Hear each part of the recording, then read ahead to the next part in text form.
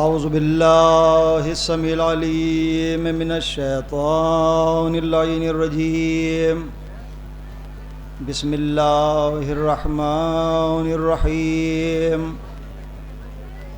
الحمد للہ رب النور العظیم ورب الکرسی الرفیع ورب البحر المسجور ومنزل التوراة والانجیل والزبور ورب الذل والحرور ومنزل القرآن العظيم ورب الملائكة المقربين والصلاة والسلام على أشرف الأنبياء والمرسلين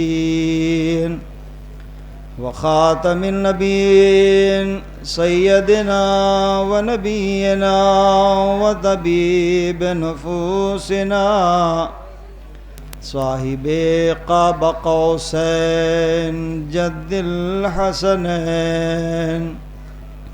المكي المدني القرشي الهاشمي المطلبي مولانا ابی القاسم محمد وآل طیبین الطاہرین المعصومین المظلومین ولعنت اللہ علی اعدائہم اجمعین من یومنا هذا إلى قیام یوم الدین نسأل الله سبحانه وتعالى أن يوفقنا على معرفة وسيرة محمد وآله الطاهرين أما بعد فقد قال الله سبحانه وتعالى وهو أصدق الصادقين والقائلين وقوله الحق بسم الله الرحمن الرحيم وذكرهم بأيام الله إن في ذلك لآيات لكل صبار شکور صلوات پڑھ دیجیے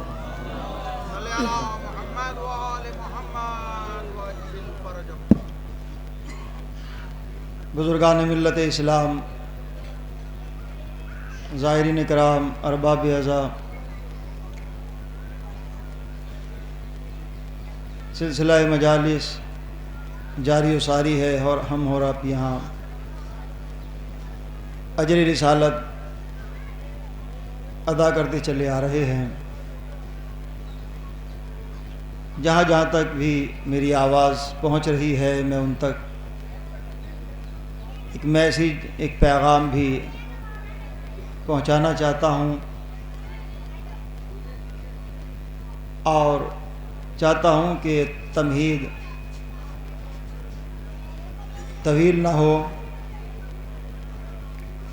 خالق موت و حیات، حاکم شش جہات، مدبر مکان و زمان، واجب لا مکان، عدم کے نہان خانوں سے نکال کر بازار وجود میں لا کر تنویر علم و حکمت کرنے والا، نیستی کے صحرا سے برآمد کر کے ہستی کے دامن گل فروش پر اپنے حسن و جمال کی نمائش کرنے والا، کوثر وجود اور پیمانہ مشیت سے تقسیم فیض کرنے والا، وجوب کی بلندی پر جلوہ فرما ہو کر امکان کی پستیوں پر اپنے رحم و کرم کی بارش کرنے والا، تکبیر و تدبیر کے لوح و قلم سے قضاء و قدر کی دنیا آباد کرنے والا، عالم انسانیت سے مخاطب ہوتے ہوئے بذریعہ رسول ارشاد فرما رہا ہے،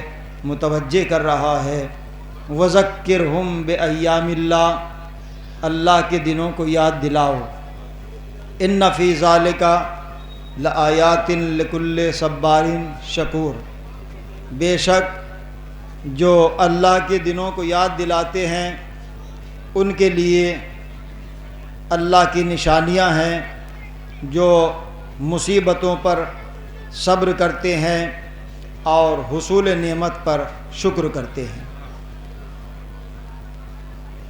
اللہ کے دنوں کو وہی یاد دلائے گا کہ جو صابر ہوگا، شاکر ہوگا۔ میں چاہتا ہوں کہ افراد کم ہوں لیکن سماعت معتبر ہوں، تو اگر نشستوں میں فاصلہ نہ ہو تو پلیز ریکویسٹ کرتا ہوں کہ اگر صلوات پڑھتے ہوئے مجھ سے قریب ہو جائیں تو مجھے آسانی ہو جائے گی بات کرنے میں۔ آپ سے بھی گزارش ہے میرے قریب آ جائیں، آپ بھی آ جائیے۔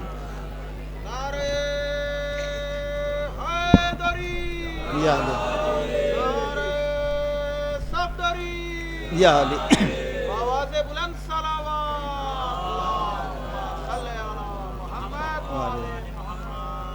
بہرحال ماشاءاللہ آپ بہت ہیں، اور اتنے ہیں کہ بہت سے نبیوں کو ایک وقت میں اسلام کی تبلیغ کے لیے اتنے افراد میسر نہیں تھے، تو آپ تو بہت ہیں، تو مجھے تو کوئی ٹینشن نہیں ہے، کوئی پرابلم نہیں ہے۔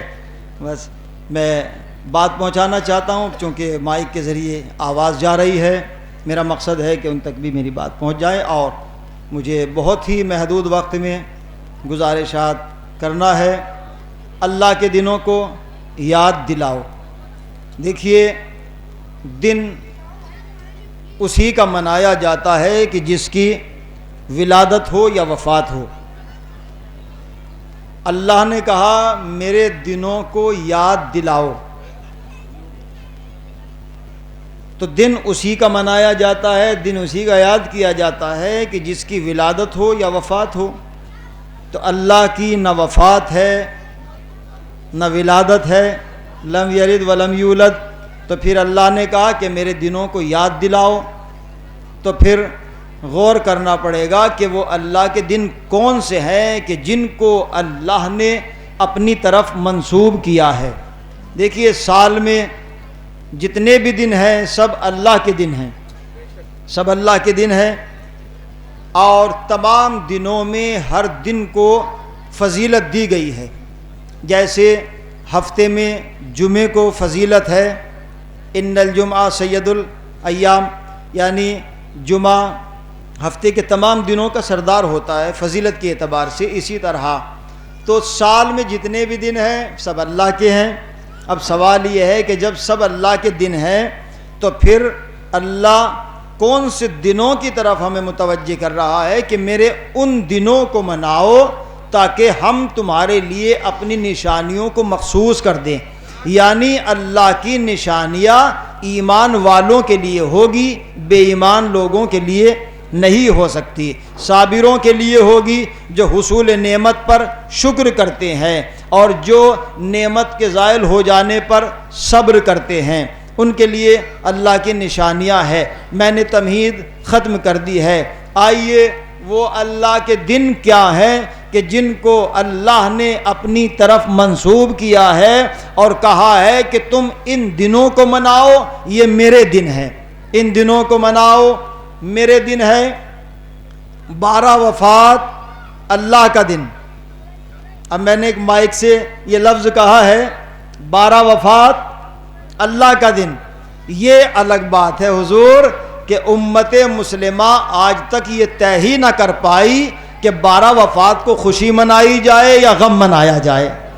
17 ربیع الاول، جہاں جہاں تک میری آواز جا رہی ہے، 17 ربیع الاول اللہ کا دن، 17 جمادی الاول اللہ کا دن، 3 جمادی الثانی اللہ کا دن، 20 جمادی الثانی اللہ کا دن، 1 رجب اللہ کا دن، 5 رجب اللہ کا دن، 7 رجب اللہ کا دن، 9 رجب اللہ کا دن، 11 رجب اللہ کا دن، 13 رجب، تھوڑی سی توجہ چاہتا ہوں، 13 رجب اللہ کا دن، 27 رجب اللہ کا دن، 28 رجب اللہ کا دن، 1 شعبان اللہ کا دن، 3 شعبان اللہ کا دن، 4 شعبان اللہ کا دن، 6 شعبان اللہ کا دن، 8 شعبان اللہ کا دن، 15 شعبان اللہ کا دن، 15 رمضان اللہ کا دن، 21 رمضان اللہ کا دن، 23 رمضان اللہ کا دن، 27 رمضان اللہ کا دن، یوم العید الفطر اللہ کا دن، یوم العید الاضحیٰ اللہ کا دن۔ اب میں 1 منٹ کے اندر ساری چیزوں کو سمیٹنا چاہتا ہوں، زیادہ وقت نہیں ہے۔ یوم العید الاضحیٰ اللہ کا دن، 18 غدیر اللہ کا دن،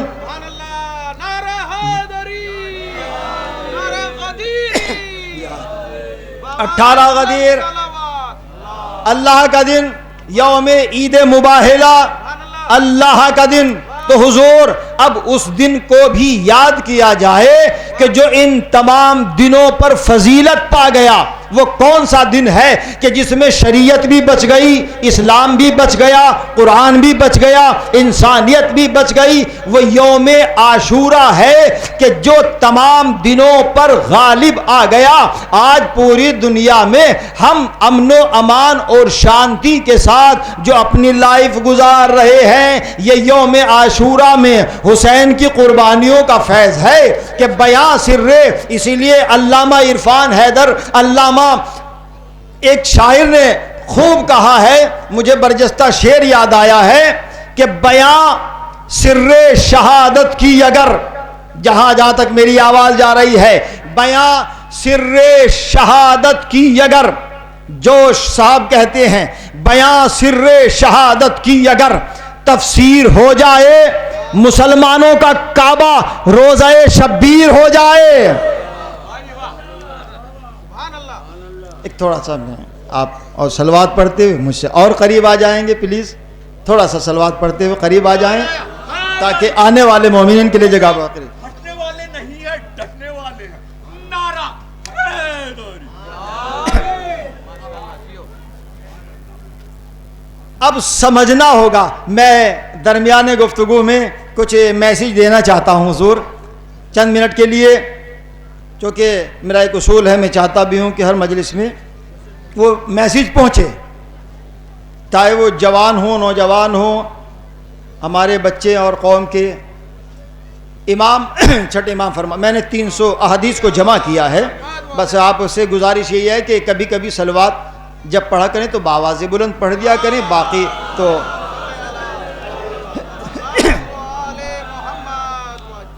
آئیے دیکھیے چھٹے امام فرماتے ہیں کہ جب راستوں پر چلو، 2 میسیج ہیں حضور، جب راستوں پر چلو تو سروں کو اٹھا کے چلو، اور جب راستوں پر چلو تو نگاہوں کو جھکا کے چلو۔ زبان میری ہے، کلام معصوم کا ہے۔ جب راستوں پر چلو تو سروں کو اٹھا کے چلو، جب راستوں پر چلو تو نگاہوں کو جھکا کے چلو، تاکہ جب سروں کو اٹھا کے چلو گے تو دیکھنے والے کہیں گے یہ جو انسان سر اٹھا کے چل رہا ہے اس کا تعلق بہادر خاندان سے ہے، یہ انسان جو نگاہوں کو جھکا کے چل رہا ہے اس کا تعلق شریف خاندان سے ہے۔ تو اسلام شرافت بھی چاہتا ہے، شجاعت بھی چاہتا ہے۔ اسلام میں شجاعت بھی ہے، شرافت بھی ہے۔ آئیے، کچھ انسان کے برے اعمال ایسے ہیں کہ جس سے انسان کی عمر گھٹ جاتی ہے، جس سے انسان کے بہت سے نقصانات ہوتے ہیں۔ جہاں جہاں تک میری آواز جا رہی ہے پلیز آپ اس کو نوٹ کر لیں تاکہ بات ہمارے لیے وہ مشعل راہ بھی بن سکتی ہے، کیونکہ بات معصوم کی ہے۔ اللہ ہمیں ان تمام بیماریوں سے دور رکھے جن سے ایمان ختم ہو جاتا ہے، جن سے انسان کی عمر کم ہو جاتی ہے۔ آپ دیکھیے اس دور میں انسان کی ایج کتنی کم ہو رہی ہے، کتنی کم ہو رہی ہے، کیوں ہو رہی ہے؟ یہ انسان کا اپنے عمل کے اعتبار سے نتیجہ ہے۔ ہم چاہیں تو اپنی حیات کو بڑھا بھی سکتے ہیں اور گھٹا بھی سکتے ہیں۔ اگر آپ آمادہ ہیں تو بیان کر دوں تھوڑا سا۔ سبحان اللہ، آپ کی محبتیں ہیں۔ ہم چونکہ ظاہر ہے یہاں سے میں آپ کہیں گے کہ مجلس ٹھنڈی ہو گئی تو مجھے تو اس کی کوئی ٹینشن نہیں ہے، مجھے معلوم نہیں کہ ٹھنڈی کسے کہتے ہیں یا گرم کسے کہتے ہیں، لیکن معصوم کا میسیج اگر ایک بھی آپ نے ایکسیپٹ کر لیا تو بس وہ میرے لیے کافی ہو جائے گا۔ امام فرماتے ہیں ہم چاہے تو اپنی عمر کو بڑھا سکتے ہیں اور چاہے اپنی عمر کو گھٹا سکتے ہیں۔ وہ کون سا عمل ہے جس سے انسان کی عمر گھٹتی ہے، جس سے انسان کی عزت گھٹتی ہے، جس سے انسان کے چہرے کا نور ختم ہو جاتا ہے؟ وہ بیماری ہے حسد۔ اللہ اکبر، حسد۔ اب ظاہر ہے اس میں مجھے داد واد تو ملے گی نہیں، اور مجھے معلوم بھی ہے کہ کہاں داد لے سکتے ہیں کہاں نہیں، لیکن میں چاہتا ہوں کہ میسیج پہنچ جائے۔ دیکھیے حضور، حسد تو آپ جانتے ہیں، یعنی ایک دوسرے کی ترقی کو دیکھ کر جلنا، پریشان ہونا، ٹینشن میں آ جانا۔ وقت بہت کم ہے، میں زیادہ وقت نہیں لوں گا۔ حسد ایک بیماری ہے۔ چھٹے امام نے فرمایا حسد کے 5 نقصان ہے، یاد رکھیے گا 5 نقصان۔ من احسد الناس، جو انسان لوگوں کی ترقی کو دیکھ کر جلتا ہے، حسد کرتا ہے، قصر اللہ حیاتہ، تو اللہ اس کی عمر کو گھٹا دیتا ہے، اللہ اس کی ایج کو گھٹا دیتا ہے۔ امام فرماتے ہیں جو انسان حسد کرتا ہے اسے رات میں سکون سے نیند نہیں آتی، اور اللہ کہتا ہے وَجَعَلْنَا نَوْمَكُمْ سُبَاتًا، ہم نے تمہارے لیے نیند کو نعمت قرار دیا ہے۔ تو اللہ نے ہمیں نعمت دی ہے سونا، لیکن ہم حسد کی بنا پر اس نعمت کو اپنے سے دور کر لیتے ہیں، رات میں اسے سکون سے نیند نہیں آتی۔ تیسرا نقصان، اس کا بلڈ جلتا ہے، اس کا خون جلتا ہے جو حسد کرتا ہے، عمر گھٹتی ہے۔ چوتھا نقصان، قصر اللہ رزقہ، اللہ اس کے رزق کو کم کر دیتا ہے۔ پانچواں نقصان، من احسد الناس یزین اللہ نورا وجہی، کہ جو انسان کسی کی ترقی کو دیکھ کر جلتا ہے، خدا اس کے نور سے، خدا اس کے چہرے سے نور کو سلب کر لیتا ہے، اس کے چہرے سے نور کو ختم کر دیتا ہے۔ اور چھٹا نقصان، جو حسد کرتا ہے اس کا ایمان ختم ہو جاتا ہے۔ تو اگر انسان کے پاس دولت ایمان ہی نہ ہو تو پھر سجدہ کرنا کیسا، فرش عزا پر آنا کیسا؟ ایک صلوات پڑھ دے بآواز بلند تاکہ میں آگے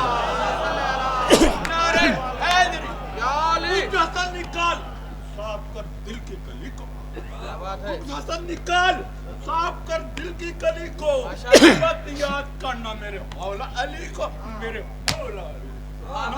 نعرہ حیدری، یا علی، حیدری، سبحان اللہ۔ دیکھیے اب ظاہر ہے ایسی باتوں پر اگر ہمیں داد مل جائے تو یہ سونے پہ سہاگا ہے۔ تو بہرحال مقصد پہنچ جائے بات معصوم کی ہے۔ چچا میرے بزرگ بیٹھے ہیں اور ان کی شفقتیں ہیں۔ دوسری بیماری ہے تکبر۔ ایک نیا مالدار، دیکھیے لفظ کو استعمال کیا میں نے حضور، نیا مالدار۔ اگر انسان باظرف ہوتا ہے تو نئی مالداری اس کے لیے سونے پہ سہاگا ہے، اور اگر انسان کم ظرف ہوتا ہے تو وہ نئی مالداری اس سے برداشت نہیں ہوتی، اس کے پاؤں زمین پر نہیں ہوتے، وہ اپنا گزرا ہوا زمانہ بھول جاتا ہے۔ من تکبرا قصر اللہ حیاتہ، امام فرماتے ہیں جو انسان تکبر کرتا ہے، غرور کرتا ہے، اللہ اس کی عمر کو بھی گھٹا دیتا ہے، اس کے رزق کو بھی گھٹا دیتا ہے، اور اس کو بلاؤں میں مبتلا کر دیتا ہے۔ یاد رکھیے گا جو تکبر کرتا ہے، قرآن نے کہا وَلَا تَمْشِ فِي الْأَرْضِ مَرَحًا، زمین پر اکڑ کر مت چلو، خبردار زمین پر اکڑ کر مت چلو، اس لیے کہ ایک زمانہ ایسا آئے گا کہ یہی زمین ہے جو تمہیں اپنے جیسا بنا دے گی، یعنی تم مٹی ہو، مٹی میں چلے جاؤ گے، دنیا میں کتنا بھی تم سر اٹھا کر چلو، تکبر کے ساتھ چلو، لیکن ایک وقت وہ آئے گا کہ تمہیں جھکنا ہوگا۔ پیغمبر اسلام ایک راستے سے گزر رہے تھے، آپ نے دیکھا کہ ایک دیوانہ اس دیوانے کو لوگ پریشان کر رہے تھے، میسج دے رہا ہوں پریشان، جیسے کہ ہوتا ہے کہ اگر کوئی دیوانہ مل جائے اسے لوگ چھیڑتے ہیں، اس سے تفریح کرتے ہیں، ایسا ہوتا ہے. تو پیغمبر نے دیکھا اور کہا کہ ماذا تفعلون ایھا الناس بہذا الرجل، یہ نہیں کہا اے لوگو اس دیوانے کے ساتھ کر کیا رہے ہو. امام نبی نے فرمایا اے لوگو اس انسان کے ساتھ تم کر کیا رہے ہو. لوگوں نے کہا یا رسول اللہ ہمارا دل نہیں لگ رہا تھا، ہم دل لگی کر رہے ہیں، چھیڑ کر رہے ہیں. تو نبی ناراض ہوئے اور کہا خبردار، جسے تم پاگل کہہ رہے ہو وہ پاگل نہیں ہے، اس لیے کہ خدا کسی کو پاگل پیدا نہیں کرتا، اسے ذہنی بخار ہے جس کے ذریعے سے یہ اپنا ذہنی توازن کھو بیٹھا ہے. خبردار کبھی اسے پاگل مت کہنا. کہا کہ یا رسول اللہ پھر پاگل کون ہے؟ جہاں جہاں تک میری آواز جا رہی ہے دیوانہ کون ہے؟ تو اسی وقت ایک نیا مالدار سینہ تان کر زمین پر چل رہا تھا. نبی نے کہا جاننا چاہتے ہو، دیکھنا چاہتے ہو کہ پاگل کون ہے، دیوانہ کون ہے؟ یہ جو نیا مالدار زمین پر اکڑ کر چل رہا ہے ہاذا مجنون، یہی تو پاگل ہے، یہی تو دیوانہ ہے. اس لیے کہ ایک وقت وہ بھی آئے گا کہ جو زمین پر اکڑ کر چل رہا ہے زمین اسے اپنے جیسا بنا لے گی. آپ کی سماعتوں کا تھوڑا میں امتحان لینا چاہتا ہوں. لوگوں نے کہا یا رسول اللہ ہمیں کوئی ایسا نسخہ بتا دے کہ جیسے ہم زمین پر ہیں ایسے ہی قبر میں رہیں. تو نبی نے فرمایا تو میں تمہیں ایسا نسخہ بتا کر جا رہا ہوں، جیسے تم زمین پر ہو ایسے ہی قبر میں رہو گے. ہمیشہ ہمیشہ میرے بھائی علی کی ولایت کا چراغ دل میں روشن رکھنا، جیسے زمین پر ہو ایسے قبر میں رہو گے.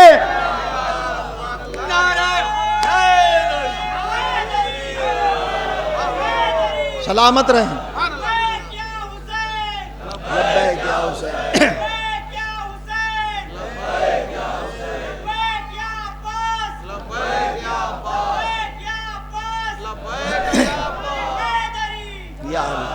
دیکھیے یہ تلبیہ جو ہے الحمدللہ ہمارے جوانوں کے بچوں کے زبانوں پر ہے، آج پوری دنیا میں ہے.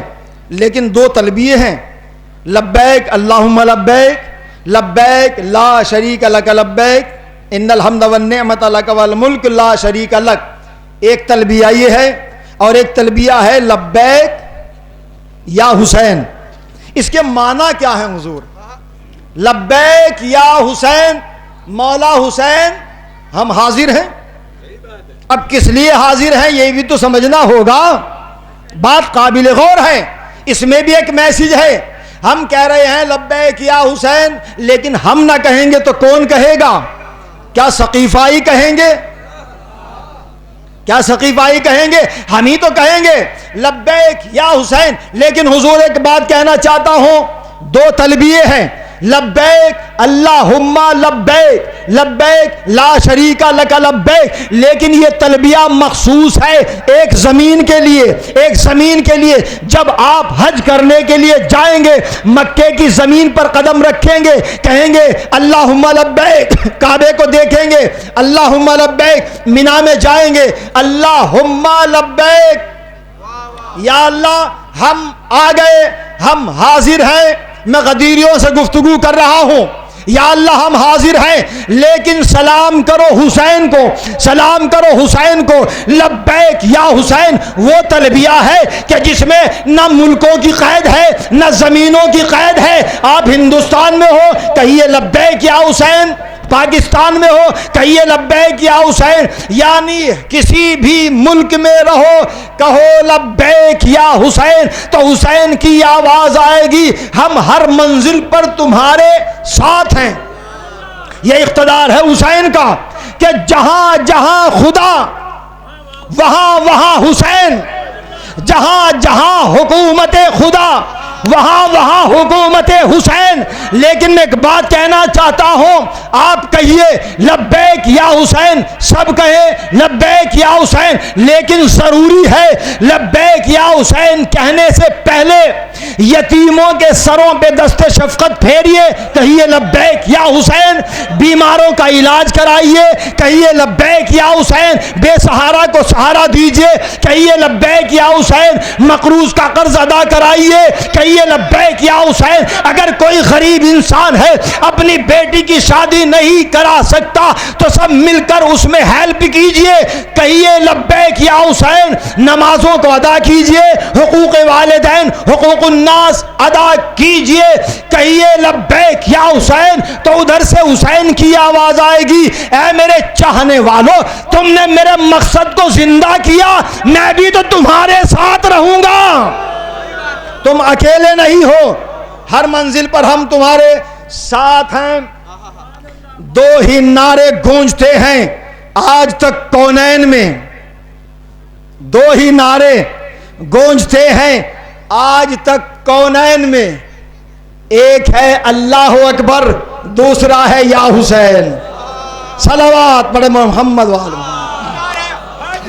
آخر در حسین پر سر کو جھکا کے دیکھ, آگے در حسین آپ ادھر آ جائیں, جوانوں سے جھکا کے دیکھ, مشکل ہو جائے گی, مشکل آسان ہو جائے گی.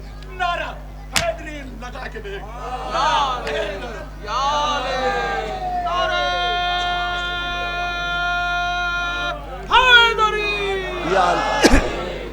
سلامت رہیں, آباد رہیں. تکبر انسان کی عمر کو گھٹاتا ہے. من صافح بالمومن بقلبہ, جو انسان محبت اور خشوع و خضوع کے دریا میں ڈوب کر کسی سے مصافحہ کرتا ہے, طول اللہ عمرہ, اللہ اس کی عمر کو بڑھا دیتا ہے. وزاد اللہ رزقہ, اللہ اس کے رزق کو بڑھا دیتا ہے.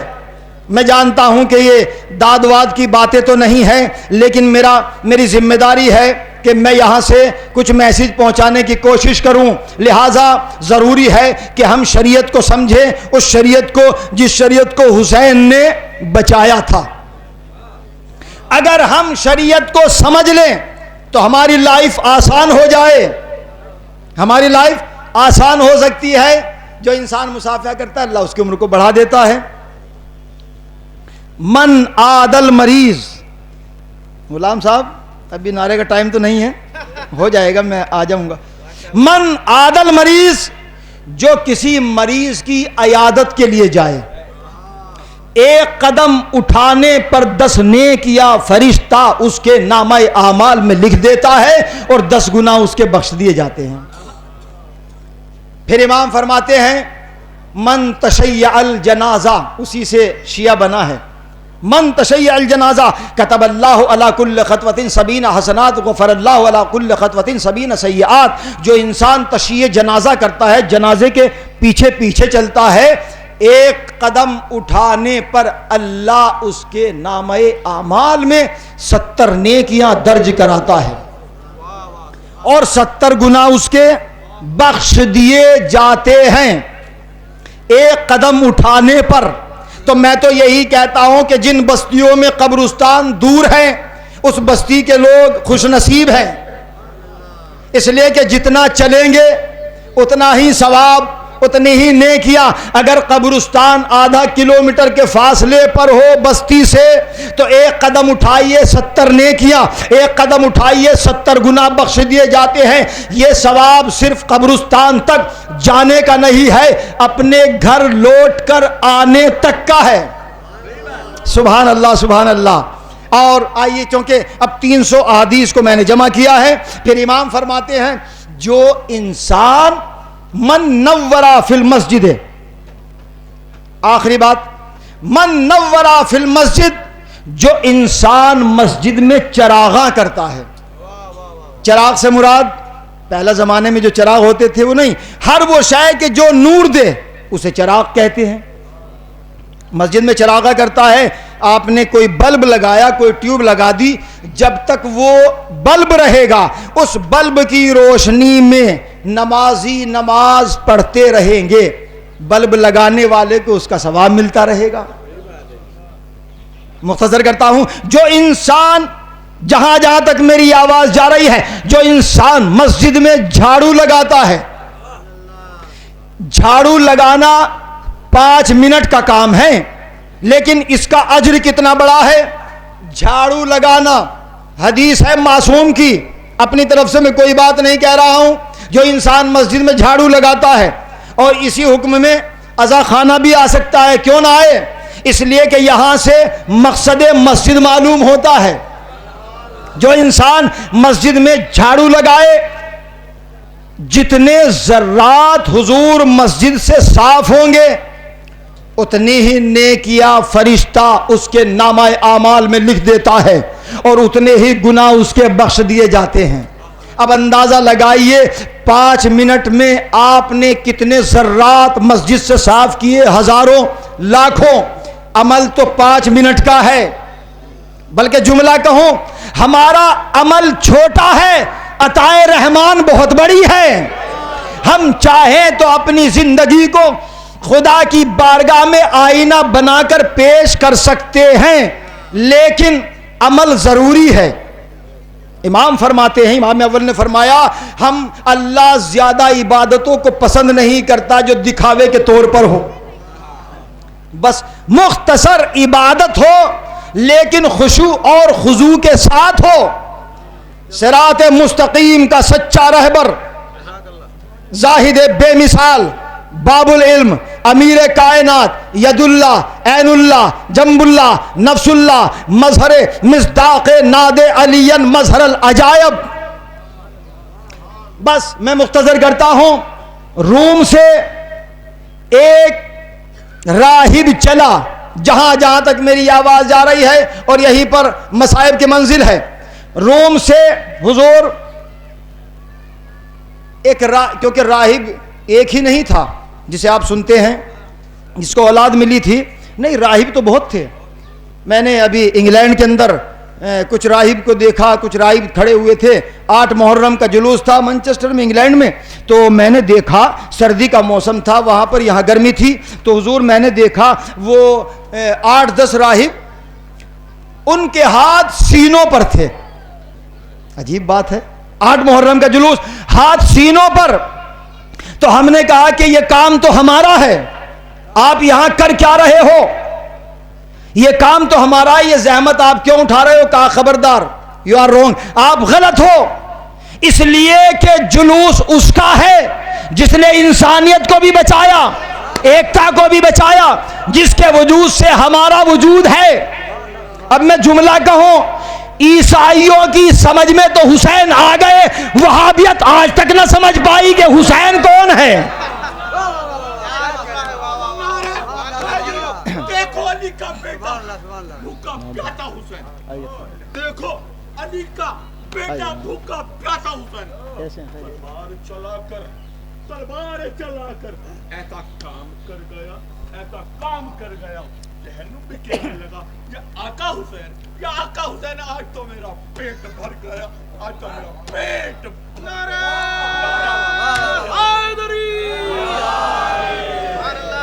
بھائی یہ جو غلام علی ہیں، ان کے نعروں کی تفسیر میں نہیں کر سکتا۔ بہرحال یہ عقیدت کے دریا میں ڈوب کر جو بھی کہتے ہیں بس وہ اہل بیت جانتے ہیں۔ بہرحال اللہ ان کو بھی طاقت دے، حوصلہ دے، اور آپ سب سلامت رہیں، آباد رہیں، شاد رہیں، ہماری ملت کے جوان، نوجوان، مائیں بہنیں، یہ سب آباد و شاد رہیں جہاں جہاں تک میری جاری۔ اچھا، 15 سال کی بات میں کر رہا ہوں، ایک انگریز نے اسلام کو قبول کیا تھا حضور، جرمنی کے اندر۔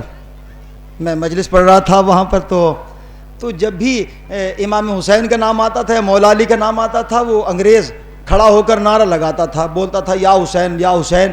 تو کیونکہ وہ ہماری لینگویج سے واقف نہیں تھا، میں اس کی لینگویج سے واقف۔ مجلس کے بعد حضور میں نے پوچھا، بات قابل غور ہے، میں نے کہا کہ حضور یہ بتلائیے، بہت سی باتیں ہوئی اس انگریز سے، ہم نے کہا یہ بتاؤ کہ امام حسین کے بارے میں تمہارا نظریہ کیا ہے؟ یہ انگریز کی فکر ہے، کسی وہابی کی فکر نہیں ہے جو میں آپ کو بتا رہا ہوں۔ وہ انگریز کہتا ہے کہ امام حسین کے بارے میں میں ساری فضیلتوں کو ایک ہی جملے میں سمیٹنا چاہتا ہوں۔ سنو، اگر کوئی آدمی انسان بننا چاہتا ہے تو اسے چاہیے کہ وہ حسینی بن جائے۔ بڑا جملہ اس انگریز نے کہا، جو آدمی انسان بننا چاہتا ہے وہ حسینی بن جائے، اس لیے کہ حسینیت جہاں ہوگی وہاں انسانیت ہوگی، وہاں محبتیں ہوں گی، وہاں شرافت ہوگی، وہاں شجاعت ہوگی۔ آؤ در حسین پہ دنیا کے غمزدوں، ٹوٹے ہوئے دلوں کا سہارا حسین ہے۔ ہر زبان بولتی ہے ٹوٹے ہوئے دلوں کا سہارا حسین ہے۔ غلام علی صاحب، شعر آسان ہے، سمجھ آئے گا۔ کاغذ کی کشتیوں میں ہیں فتووں کے قافلے۔ ارے بڑا جملہ بھی ہے، مصرع بھی ہے۔ کاغذ کی کشتیوں میں ہیں فتووں کے قافلے، لے جائے گا بہا کے وہ دھارا حسین ہے۔ زندہ باد زندہ باد۔ لے جائے گا بہا کے وہ دھارا حسین ہے، وہ دھارا حسین ہے۔ یہ کہہ کے حر نے چھوڑ دیا فوج شام کو، طوفان ہے یزید کنارہ حسین ہے۔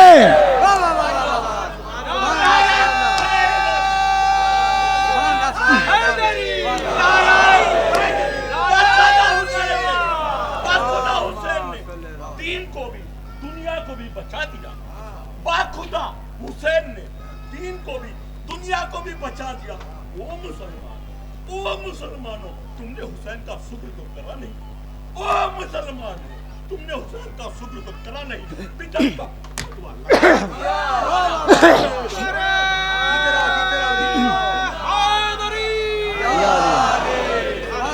اب بھائی غلام علی صاحب نے ایک نعرہ لگایا کیا کہ بدعت کا فتویٰ لگا دیا۔ میں مسجد النبوی میں تھا مدینہ میں، تو وہاں پہ لاکھوں قرآن رکھے ہوئے ہیں، ہزاروں جو جا چکے ہیں۔ تو میں نے چاہا کہ حضور پیغمبر اسلام کے روزے کو چوم لوں، آگے بڑھوں۔ ایک جذبہ ہوتا ہے یہاں سے جانے والوں کا، لیکن ایک متوا جو حکومت کی طرف سے کھڑا ہوا تھا، ہاتھ بندھے ہوئے تھے، تو خیر اس نے میرے ہاتھ کو پکڑا اور پیچھے ٹکا کہ خبردار، ھذا بدعت، آپ یہ نہیں کر سکتے۔ کہا کہ آپ پڑھیے، بس فاتحہ پڑھیے، نکل جائیے۔ تو میں نے اس متوے سے کہا کہ پلیز ذرا مجھے قرآن اٹھا کے دیجیے، شارٹ کر رہا ہوں۔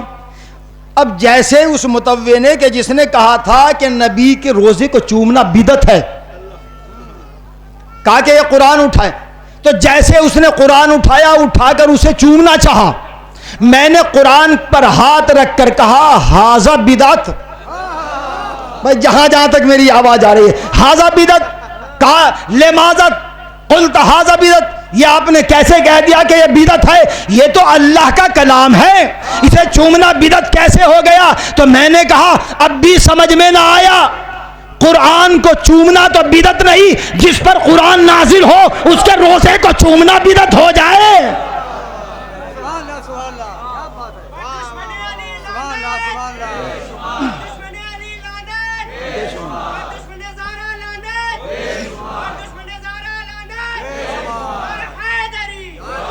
بس حضرات گرامی، معراج میں دعاؤں کا طالب ہے، میں شارٹ کرتا ہوں۔ روم سے ایک راہب چلا، اس نے توریت، زبور، انجیل، قرآن اور بہت سے صحیفوں کو پڑھا تھا۔ اسے توفیق ہے، لیکن مسلمان کو توفیق ہی نہیں کہ وہ قرآن کو سمجھ لے۔ وہ توریت بھی جانتا ہے، عالم تھا راہب، بہت بڑا عالم۔ تو اس نظریے سے چلا روم سے اپنے ساتھیوں کو لے کر، اور بڑا خزانہ تھا اس کے ساتھ، اونٹوں کے اوپر اس نے خزانوں کو لادا، کچھ افراد اس کے ساتھ تھے۔ بس جہاں تک میری آواز جا رہی ہے ایک ایک جملے پر توجہ چاہتا ہوں، اس کے بعد ایک مصائب کی منزل۔ جب روم سے وہ راہب پہنچا ہے مدینے، ایک جملہ کہنا چاہتا ہوں کیونکہ پڑھے لکھے حضرات موجود ہیں، یہ خلافت کا پہلا دور تھا۔ جملہ دوسرا، خود ساختہ خلافت کا پہلا دور۔ بھائی میری بات نہیں پہنچی. خدا ساختہ اور ہے، خود ساختہ اور ہے. خدا ساختہ وہ ہے کہ جو کھلے میدان میں بنتا ہے، خود ساختہ وہ ہے جو سقیفہ کی کوٹھری میں بنتا ہے. بہرحال یہ پہلا دور تھا خلافت کا. آپ محظوظ ہوں گے، راہب چلا خزانہ لے کر مدینے میں پہنچا تو اس نے دیکھا ایک شخص ہے. پوچھا اینا خلیفتو، اینا رسول اللہ، رسول اللہ کہاں ملیں گے؟ تو وہ شخص کہتا ہے کہ وہ تو دنیا سے جا چکے ہیں. کہا ٹھیک ہے، مایوس نہیں ہوا. اب راہب نے کہا کہ اگر رسول دنیا میں نہیں ہے تو ان کا جانشین تو ہوگا. یہ کیوں کہا؟ اس لیے کہ اس نے توریت میں بھی پڑھا تھا، قرآن میں بھی پڑھا تھا، زبور میں بھی، انجیل میں بھی. کہا کہ جن کا نام محمد ہے وہ اللہ کے رسول ہیں، اگر وہ نہیں ہے تو ہم ان کے جانشین تو ہیں، ان سے ملنا چاہتے ہیں. کہا کہ ہاں ان کے جانشین آپ کو مسجد میں ملیں گے. توجہ چاہ رہا ہوں، دربار میں ملیں گے یا مسجد میں، دو روایتیں ہیں. راہب اپنے ساتھیوں کو لے کر چلا. جیسے ہی اپنا قدم باب مسجد پہ رکھا تو خلیفہ اول نے دیکھا، نئے چہرے تھے. توجہ، جیسے نئے چہروں کو دیکھا، آؤ کیا چاہتے ہو؟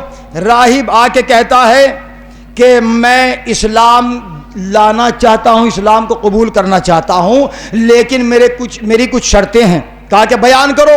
کہا میرے کچھ سوالات ہیں، اگر میرے سوالات کے جوابات مل جائیں تو میں اسلام قبول کر لوں گا، اور جو خزانہ میں لے کر آیا ہوں، جو دولت، میں اسے جانشین محمد کو دے دوں گا، وہ جانے جہاں استعمال کرے. اب مجمع اتنا تھا، وہ ٹینشن میں بھی تھا اور خوش بھی تھا کہ آج تو کام ہو گیا، ہمارے وظیفے بڑھ جائیں گے. لیکن ایسا نہ ہو سکا. شورٹ کر رہا ہوں. تو اب خلیفہ اول نے کہا کہ پوچھو کیا پوچھنا چاہتے ہو. لیکن راہب تھا سمجھدار، جاہل نہیں تھا، عالم تھا. کہتا ہے کہ ما اسم کا ایھا الشیخ، شیخ کہتے ہیں بزرگ کو. پہلے یہ بتلاؤ کہ اے شیخ آپ کا نام کیا ہے. ابھی سوال نہیں کیا، کہا شیخ تمہارا نام کیا ہے؟ تو ادھر سے آواز آئی اسمی عتیق، مجھے عتیق بھی کہتے ہیں. راہب کہتا ہے کہ کیا کوئی اور بھی نام ہے؟ کہا اسمی صدیق، مجھے صدیق بھی کہتے ہیں. کہا کہ کوئی اور نام؟ کہا کہ نہیں، مجھے ان دو ناموں سے یاد کیا جاتا ہے.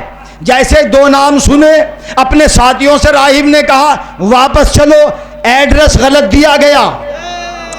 ارے کیا سن رہے ہیں آپ؟ جہاں تک میری آواز آ رہی ہے، مجھے ایڈریس غلط دیا گیا، چلو واپس. اب خلیفہ اول نے غضبناک ہو کر کہا دیکھو اگر ہم تمہیں یہاں مسجد میں جان کی امان نہ دیتے تو تمہیں قتل کرنے کا حکم نافذ کر دیتے. تو ایک شخص مجمع سے کھڑا ہو کے کہتا ہے حضور والا یہ آپ نے کیا کہہ دیا؟ بغیر جرم کے کسی کے قتل کا تصور بھی مسجد میں حرام ہے. میں ایک جملہ کہنا چاہتا ہوں، وہ لوگوں کا خلیفہ کیا بن سکتا ہے جسے عام انسان شریعت کا مسئلہ بتا رہا ہو؟ زندہ باد زندہ باد، سلامت رہے. وہ کیا حکومت کر سکتا ہے؟ مایوس ہو کر جانے والا تھا، روک لیا گیا. کہا کہ نہیں سوال کرو. کہا کہ ٹھیک ہے اگر آپ مجبور کرتے ہیں میں سوال کرتا ہوں. پہلے یہ بتاؤ کہ کیا آپ عالم ہیں؟ کیا آپ عالم ہیں؟ تو ادھر سے جواب آیا کہ ہاں میں عالم ہوں، ہاں میں عالم ہوں. کیا آپ جانشین محمد ہیں؟ کہا کہ بے شک ہم ہی تو ہیں، ان کے بعد تو ہم ہی ہیں. کہا ٹھیک ہے، میرا پہلا سوال ہے اخبرنی عن شیء لیس من اللہ. وہ کون سی چیز ہے کہ جو اللہ کے پاس نہیں ہے، جو اللہ کی طرف سے نہیں ہے؟ تو خلیفہ اول نے کہا کہ تمہارا سوال غلط ہے، ہر چیز اللہ کی طرف سے ہے. چاند، سورج، ہوائیں، فضائیں، خلائیں، عرش، فرش، بلندی، سب تمام اشیاء کائنات سب اللہ کی طرف سے ہے. یہ بھی کوئی سوال ہے؟ کہا کہ نہیں، مجھے جواب چاہیے. راہب پڑھا لکھا تھا. مولا آپ کو سلامت رکھے. بس 5 منٹ میں لینا چاہتا ہوں, اس کے بعد مصائب ہیں. دوسرا سوال, اخبرنی عن شیء لیس من عند اللہ, وہ کون سی چیز ہے کہ جو اللہ کے پاس نہیں ہے؟ تو خلیفہ اول نے کہا یہ بھی سوال غلط ہے. ہر چیز اللہ کے پاس ہے, وہ اللہ ہی نہیں جس کے پاس ہر چیز نہ ہو, جس کے پاس ہر شے نہ ہو وہ اللہ ہی نہیں. کہا کہ نہیں, مجھے سوال کا جواب نہیں ملا. مایوس ہوا. اب راہب چلا. دیکھیں کتنے نام بتائے تھے. جب پوچھا راہب نے کہ آپ کا نام کیا ہے, کتنے نام بتائے؟ غلام علی صاحب کتنے نام تھے؟ 2. خلیفہ اول نے اپنے 2 نام بتائے. راہب مایوس ہو کر چلا اور یہ کہہ کر چلا کہ میں اپنے دھرم پر, اپنے مذہب پر قائم رہوں گا, اس لیے کہ جس کی ہمیں تلاش تھی وہ یہاں ملا نہیں, ہمیں جانشین محمد ملا نہیں. مایوس ہو کر یہ قافلہ جا رہا تھا اور مجمع مایوس ہو کر دیکھ رہا تھا, کبھی خلیفہ اول کی طرف, کبھی خزانے کی طرف, کہ کاش ان کو جوابات مل جاتے, ہمارا وظیفہ بڑھ جاتا, ہماری سیلیوں میں اضافہ ہو جاتا. لیکن ایسا نہ ہو سکا. لیکن حضور, جو انسان صراط مستقیم کی تلاش میں چلتا ہے اسے سیدھا راستہ اللہ دکھا دیتا ہے. راہب اپنے ساتھیوں کو لے کر جا رہا تھا. مایوس ہو کر راستے میں دیکھا کہ 10ویں درجے پر سلمان فارسی سے ملاقات ہو گئی. سبحان اللہ سبحان اللہ. جیسے ہی راستے میں ملے, جناب سلمان نے نئے نئے چہروں کو دیکھا. اللہ اکبر. یہ ہے صحابی امام. جب دنیا صحابی امام کو نہ سمجھ پائی تو امام کی معرفت, اللہ اکبر, پہلے ان کو سمجھنا ہوگا. پہلے اصحاب مصطفیٰ کو سمجھنا ہوگا, پہلے اصحاب امیر کائنات کو سمجھنا ہوگا. دنیا کہتی ہے کہ ہم اصحاب مصطفیٰ کو نہیں مانتے, ہماری جانیں قربان ہو جائیں اصحاب مصطفیٰ پر. میں تو مائک سے کہہ رہا ہوں, جو اصحاب مصطفیٰ کو نہ مانتا ہو نہ وہ انسان ہے نہ مسلمان. ہماری جانیں قربان ہو جائے اصحاب مصطفیٰ پر. کیا کہنا اصحاب مصطفیٰ کا, ابرو ہلالی تو رنگ بلالی, شکو سلیمانی تو ڈھنگ سلمانی, سامان دیکھو تو بیزر, ایمان دیکھو تو ابو ذر. زندہ باد زندہ باد. ایمان دیکھو تو ابو ذر, اڑنے میں زید ترادہ, لڑنے میں حمزہ نامدار, اڑنے میں جعفر تیار. کیا کہنا اصحاب مصطفیٰ کا, زمین پر ہو تو عظمتوں کے منارے ہیں, قرآن کے ساتھ ہیں تو ایمان کے پارے ہیں, آسمان کی بلندیوں پر ہو تو چمکتے ہوئے نورانی ستارے ہیں.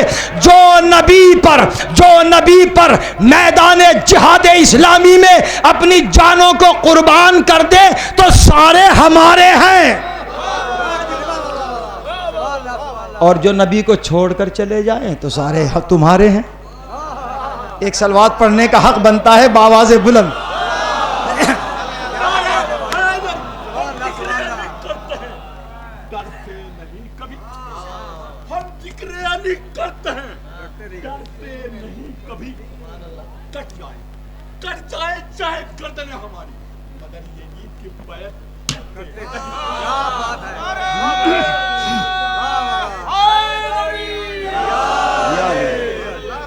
سمیٹ دیا میں نے بیان کو, آپ کی محبتیں, جزاکم اللہ حیاکم اللہ. راستے میں جناب سلمان فارسی نے راہب کو دیکھا. ماذا ترید, چاہتے کیا ہو؟ کہا جانشین پیغمبر کی تلاش میں آئے تھے. کہا کہ پھر کیا ہوا؟ کہا ایڈریس غلط دیا گیا تھا, ہم واپس روم جا رہے ہیں. لیکن جناب سلمان فارسی نے کہا کہ اب میرے ساتھ چلو. سبحان اللہ, اب میرے ساتھ چلو. آگے آگے سلمان, پیچھے راہب کے پیچھے اس کے ساتھی, مال و دولت خزانہ اونٹوں پر لدا ہوا. باب مدینۃ العلم, سب بولیں گے تو میری طاقت میں اضافہ ہو جائے گا. باب مدینۃ العلم, شاہ ولایت کا دربار. ابھی دروازہ بند ہے. جیسے ہی یہ لشکر پہنچا, دروازہ بند تھا، اندر سے امیر کائنات کی آواز آئی، سلمان، ہائے ہائے میں نے جملہ کہہ دیا، سلمان، کہا جی مکمل ایمان، کہا تم بھی اندر آ جاؤ، راہب کو بھی ساتھ لے کر آ جاؤ۔ کس امام کے ماننے والے ہیں آپ؟ ہم اس امام کو نہیں مانتے، ہم اس رہبر کو نہیں مانتے کہ جو یہ بھی نہ جانتا ہو کہ دیوار کے پیچھے کھڑا کون ہے۔ ہمارا رہبر تو وہی ہے جو یہ بھی جانتا ہے کہ کس قبر میں مرد ہے، کس قبر میں عورت ہے۔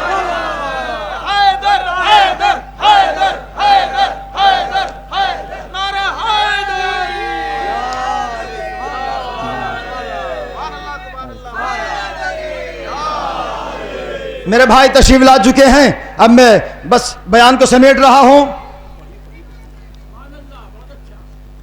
آپ سلامت رہیں۔ راہب، لشکر راہب، دروازہ کھلا، جیسے ہی راہب نے حضور آواز سنی تو اس کے یقین میں اضافہ ہو گیا۔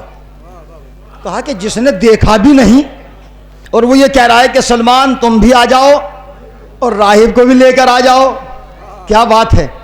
پہنچا، دروازہ کھلا، وجہ اللہ کو دیکھا، چہرہ 14ویں کے چاند کی طرح چمک رہا تھا، سبحان اللہ۔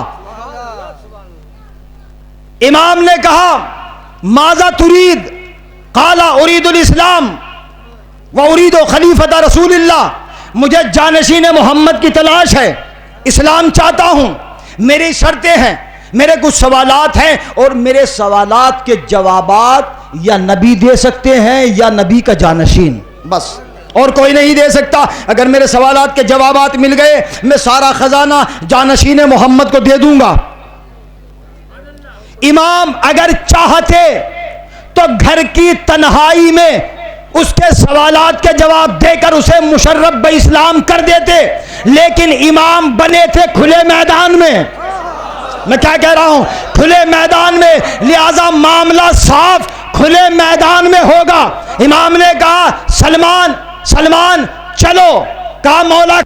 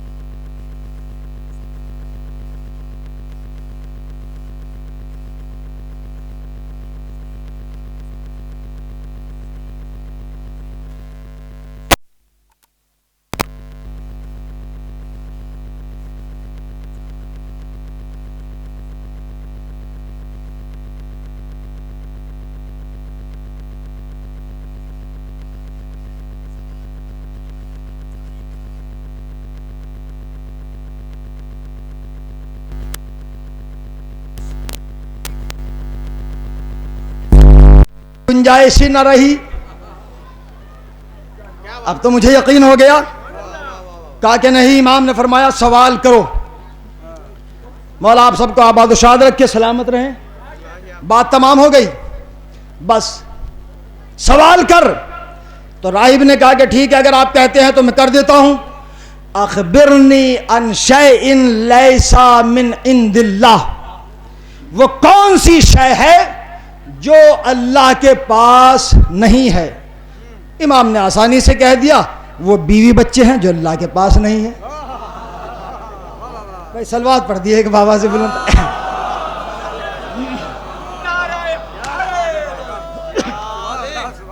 वो बीवी बच्चे हैं जो अल्लाह के पास नहीं है। कहा यू आर राइट, आपने सही कहा। अब राहिब कहता है अखबिरनी अन शैइन लैसा मिन अल्लाह, वो कौन सी चीज है जो अल्लाह की तरफ से नहीं है? इमाम ने फरमाया हुवा जुल्म लैसा मिन अल्लाह, वो जुल्म है जो अल्लाह की तरफ से नहीं है। अल्लाह न जालिम है, न जुल्म को बर्दाश्त कर सकता है। अब अगर कोई कहे, अगर कोई इस आयत के जरिए से यजीद के अमल को गुनाहों से दूर करने के लिए पेश करे, इन्नल्लाह यग़फ़िरु ज़ुनूब जमीआ, अल्लाह सबके गुनाहों को माफ कर देता है, लिहाजा यजीद को भी माफ कर देगा। लेकिन मैं कहना चाहता हूं, आगे भी तो पढ़िए, अल्लाह सबको माफ कर देगा लेकिन जालिम को माफ नहीं करेगा। अब फैसला कर लो कि करबला में जालिम कौन है, मजलूम कौन है? अल्लाह जालिम को माफ नहीं करेगा। सुभान अल्लाह। बस आखिरी फिक्रा अपनी एक छोटी सी खिताबत का, आपने बड़ी मोहब्बत से नवाजा। इमाम ने जवाब, बहुत से सवालात थे, मैंने यहीं पर रोक दिया। कहा कि वो जुल्म है कि जो अल्लाह की तरफ से नहीं है। तो फौरन राहिब इमाम के कदमों में गिरा और गिरने के बाद कहा कलमा हक जारी करा दे। कलमा हक जारी किया, मोमिन हो गया, मुसलमान हो गया, लम्हों में मुसलमान हुआ। सुभान अल्लाह। अब एक जुमला कहो, शमशीरो खंजरो नेजाओ तीरो तबरो जुल्मो तशद्दुदो दौलतो सरवतो तख्ते शाही पर मगरूर होकर किसी भी इंसान को अपने शिकंजे में लेकर जबरदस्ती कलमा पढ़ा लेना, यह किरदार यजीदी है। लेकिन अपने अखलाको किरदारो इल्मो मतानत से किसी काफिर को इस्लाम की दौलत से मुशर्रफ कर देना, यह किरदार हुसैनी है।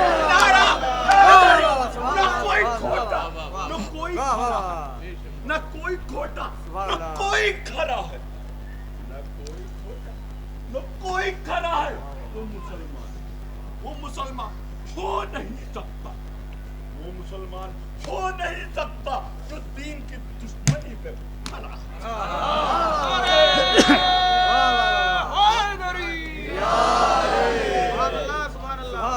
अल्लाह के दिनों को याद दिलाओ, इसलिए कि अल्लाह के दिन साबिरों के लिए, शाकिरों के लिए और उसकी निशानियां रखी गई हैं। देखिए, हुसूल नेमत पर शुक्र करना और नेमत के चले जाने पर सब्र करना, ये कलेजा हुसैन का है।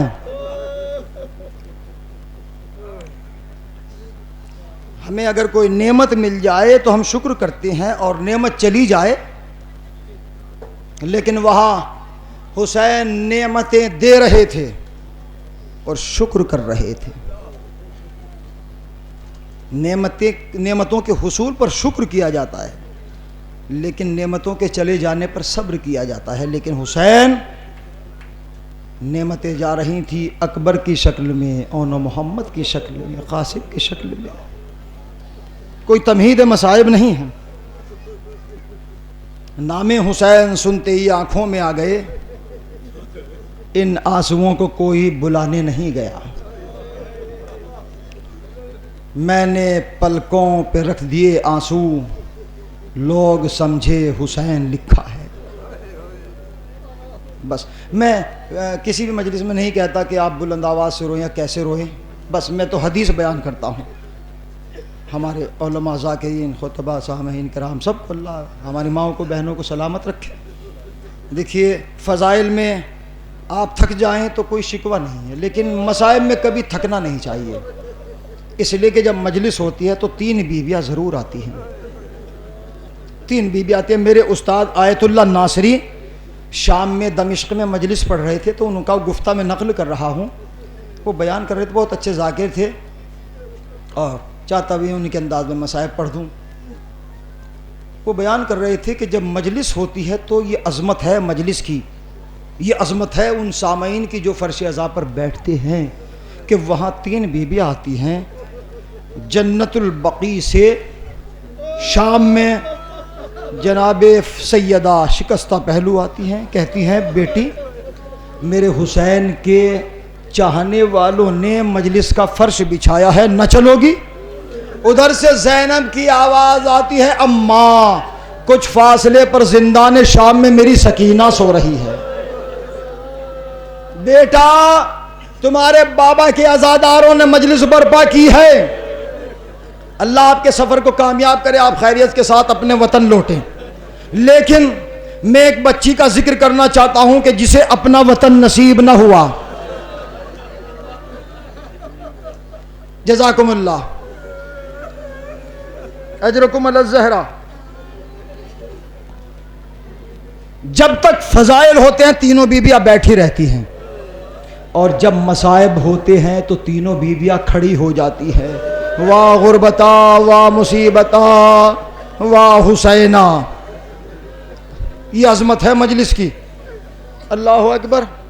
امام زین العابدین نے جب محرم کا چاند دیکھا تھا مدینے میں تو فرش عزا بچھایا گھر میں، اور یہ خود خطیب تھے، خود ذاکر تھے، بیٹھے تو آپ اپنے چچا عباس کے مصائب پڑھ رہے تھے. ایک عزادار سر جھکائے ہوئے رو رہا تھا. امام نے مصائب کو روک کے کہا بھائی میں اپنے چچا کے مصائب پڑھ رہا ہوں، تو روتا نہیں ہے؟ سر کو اٹھا کے کہا مولا میری آنکھیں اشک بار ہیں، میں رو رہا ہوں. کہا بھائی تو نے رونے کا حق ادا نہ کیا، ایسے گریا کر کہ جیسے کوئی ماں اپنے جوان کا ماتم کرتی ہے، ایسے گریا کر کے جیسے میری جدہ ماجدہ فاطمہ زہرا. اہل عزا ہمیں کیسے رونا چاہیے؟ امام رضا فرماتے ہیں، امام رضا فرماتے ہیں، اور یہ عظمت ہے عزاداروں کے اشکوں کی. معراج مہدی آپ کو ایک میسیج دے کر جا رہا ہے معصوم کا، یاد رکھیے گا. امام رضا فرماتے ہیں کہ میرے جد کے مصائب سنتے سنتے، کربلا والوں کے مصائب سنتے سنتے، جب تمہاری آنکھوں سے اشک جاری ہو تو ان اشکوں کو رومال سے صاف نہ کیا کرو، بلکہ ان اشکوں کو اپنی پیشانی پہ پھیرا کرو، اپنے رخساروں پہ پھیرا کرو، اپنے کانوں پہ پھیر لیا کرو، اپنے سر پہ پھیر لیا کرو. کہا کہ مولا اس کا سبب کیا ہے؟ امام رضا نے فرمایا ان اشکوں میں شفا ہے. واہ غربتا. اللہ اکبر. جو عزاداروں کی آنکھوں سے اشک جاری ہوتے ہیں ان اشکوں میں شفا ہے. کہ جس خاک میں حسین کا لہو مل جائے وہ خاک شفا کیوں نہ بن جائے. امام رضا فرماتے ہیں کہ جب رویا کرو تو بلند آوازوں سے رویا کرو، اس لیے کہ میری جدہ ماجدہ فاطمہ زہرا کو بلند آوازوں سے بڑا سکون ملتا ہے. پوچھنے والے نے پوچھا مولا اس کا سبب کیا ہے؟ امام نے فرمایا شام غریبہ میں جب بچے روتے تھے ان کو خاموش کرنے کے لیے تماچے مارے جاتے تھے. اجرکم علی الزہرا.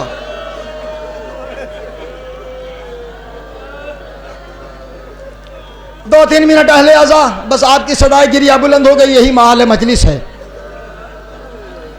دل نہ روئے تو وہ مجلس کیا ہے، دل نہ تڑپے تو وہ. بس اہل عزا میں نے تاریخ مصائب میں 2 بہنوں کو دیکھا، ایک بھائی سغرا، سکینہ، علی اصغر. اللہ آپ کی بیٹیوں کو سلامت رکھے۔ ایک میسیج دینا چاہتا ہوں درمیان میں۔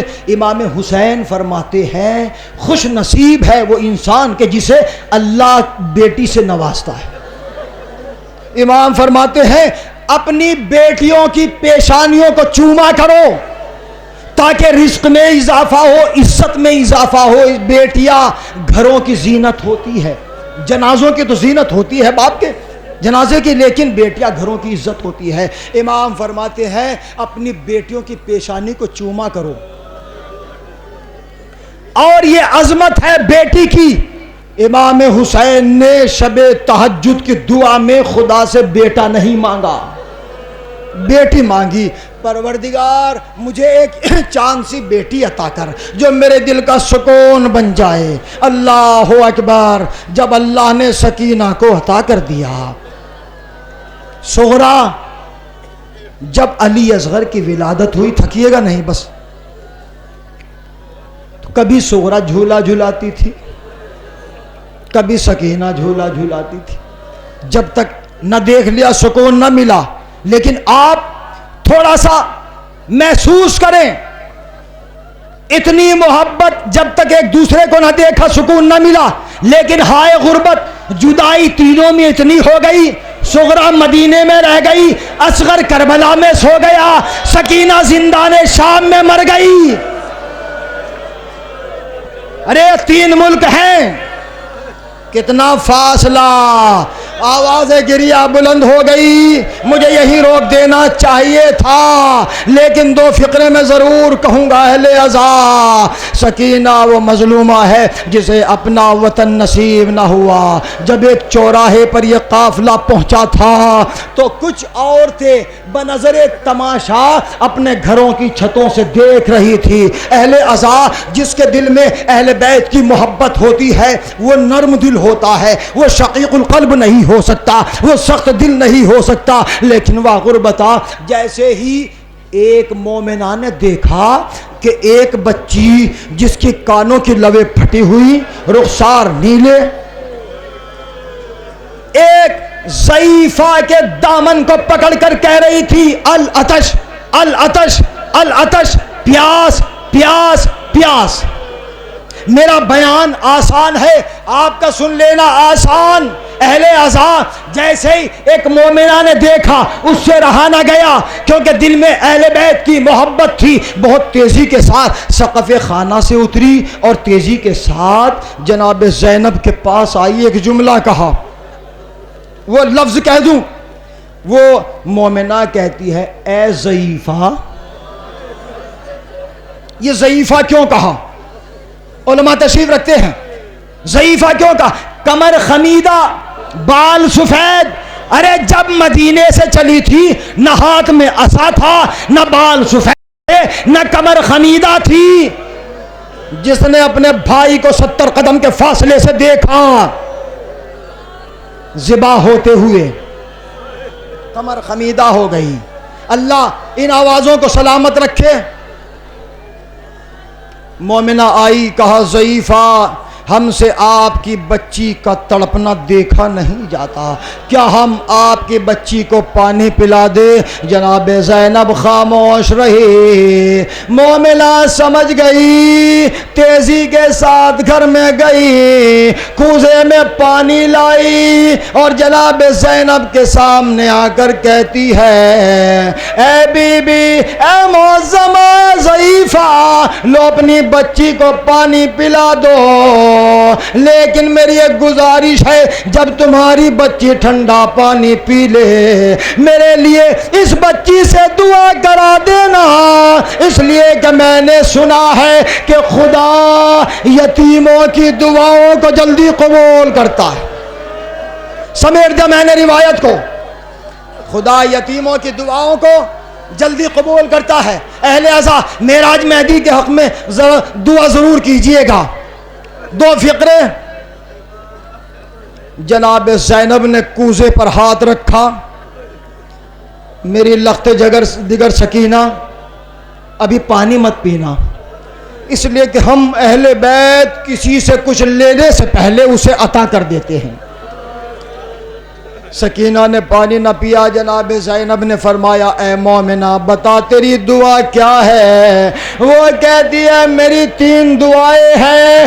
ان دعاؤں میں پہلی دعا یہ ہے کہ جب میرا شوہر وطن سے دور ہے وہ خیریت کے ساتھ اپنے وطن لوٹ آئے. وطن کا نام سکینہ نے سنا, مدینہ یاد آ گیا.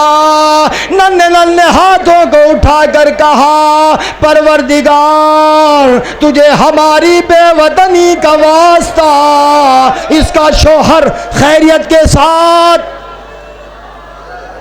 اللہ جتنے بھی یہاں پر زائرین آئے ہوئے ہیں ان کے نیک حاجات پوری ہوں اور خیریت کے ساتھ اپنے وطن لوٹ جائیں. لیکن ہائے غربات, سکینہ اپنے وطن نہ جا سکی. اللہ آپ کی بیٹیوں کا نصیب اچھا ہو. سکینہ کے صدقے میں سکینہ حسین کی شب تہجد کی دعا کا نتیجہ ہے. جناب زینب نے فرمایا مومنہ بتا تیری دوسری دعا کیا ہے؟ وہ کہتی ہے میری دوسری دعا یہ ہے کہ جس طرح تمہاری یہ بچی یتیم ہوئی میرے بچے یتیم نہ ہوں. لفظ یتیمہ سکینہ نے سنا, سر حسین کو دیکھ کر کہا اے میرے بابا آج آپ کی یتیمہ پر کیسا وقت آ گیا. ایک یتیمہ دعا کرتی ہے پروردگار تجھے میری یتیمی کا واسطہ, جیسے میں یتیم ہوئی اس مومنہ کے بچے یتیم نہ ہو. آخری دعا. مجلس تمام ہو گئی, صدائے گریہ بلند ہے. ایک مرتبہ جناب زینب نے فرمایا مومنہ بتا تیری آخری دعا کیا ہے؟ وہ کہتی ہے ایک زمانہ گزر گیا, مدینے گئے ہوئے مدینے جانا چاہتی ہوں. جناب زینب نے مدینے کا نام سنا. کہا اے مومنہ مدینے جا کر کیا کرے گی؟ کہا کہ مدینے میں میرے شہزادے ہیں, مدینے میں میری آقازادیاں ہیں, ان کی زیادہ جا کر خدمت کروں گی, ان کی جا کر زیارت کروں گی. جناب زینب نے فرمایا اے مومنہ, 2 جملے لہذا, اے مومنہ مجھے یہ بتلا دے تیرے آقا زادوں کے نام کیا ہے؟ وہ کہتی ہے میرے ایک آقا زادے کا نام حسین, ایک آقا زادے کا نام حسن. جناب زینب نے فرمایا اے مومنہ مجھے یہ بھی بتا دے کہ تیری شہزادیوں کے نام کیا ہیں؟ ان کو جانتی ہے. کہا کہ میں نہ جانوں گی تو کون جانے گا, وہ میری شہزادیاں ہے, وہ میری آقازادیاں ہے. تو ایک مرتبہ وہ مومنہ جناب زینب کے قریب آئی اور کان میں آہستہ سے کہا ارے جن کی ماں کا جنازہ شب کے سناٹے میں اٹھا ان کی بیٹیوں کے نام میں بلند آواز سے نہ لوں گی. وہ مومنہ کہتی ہے میری ایک آقازادی کا نام زینب, ایک آقازادی کا نام ام کلثوم. ٹھہر کر ایک جملہ, مجلس تمام ہو گئی. جناب زینب نے فرمایا اے مومنہ مجھے یہ بتلا دے کہ اگر اس مقام پر, اس بازار میں, اس چوراہے پر اپنی آقا زادیوں کو دیکھے گی تو کیا پہچان پائے گی؟ وہ کہتی ہے خبردار ایسا نہ کہو, ایسا نہ کہو. ارے جن کی ماں کا جنازہ شب کے سناٹے میں اٹھا, کہا میری آقا زادی زینب کہاں یہ بازار؟ زینب نے آواز دی ام حبیبہ, نہ پہچانا میں تیری شہزادی زینب. یہ ام کلثوم, وہ نوکے نیزہ پر حسین کا سر, وہ گھوڑے کی گردن میں عباس کا سر. حسین کربلا میں مارے گئے, ام حبیبہ نے سر پیٹ لیا, بے ہوش ہو گئی. میں کہوں گا ام حبیبہ تم نے تو سنا, بے ہوش ہو گئی. لاکھوں سلام زینب پر کہ جو 70 قدم کے فاصلے سے اپنے بھائی کی پشت گردن پر شمر کا کند خنجر چلتے دیکھ رہی تھی. زمین کربلا زلزلے میں تھی, سیاہ دیا چل رہی تھی. الا قتل الحسین بکربلا, الا ذبح الحسین بکربلا.